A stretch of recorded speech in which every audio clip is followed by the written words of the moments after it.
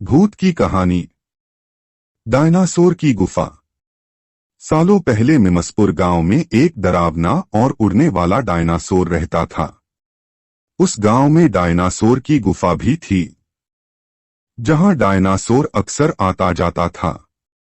वह डायनासोर इतना खतरनाक था कि उसके मुंह से आग भी निकलती थी।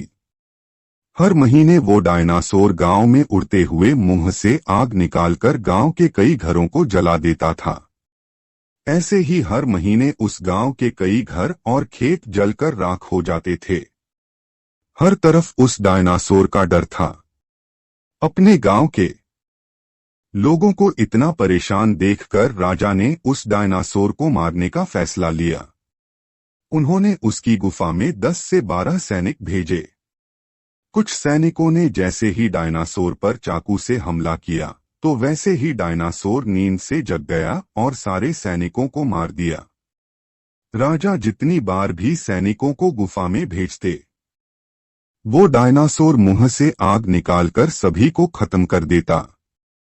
इस सबसे परेशान होकर राजा ने गांव में घोषणा कर दी कि जो भी उस खतरनाक डायनासोर को मारेगा उसे वो 10,000 सोने की मोहर देंगे। उसी गांव में एक काफी बुद्धिमान व्यक्ति भी रहता था। उसने जैसे ही यह ऐलान सुना, तो राजा को डायनासोर के आतंक से बचने का उपाय बता दिया।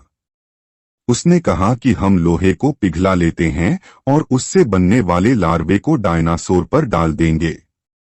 गर्म लार्वे से बचने के लिए जैसे ही डायनासोर उड़ने लगेगा, तो पत्थरों से टकरा जाएगा और उन्हीं के नीचे दबकर उसकी जान निकल जाएगी।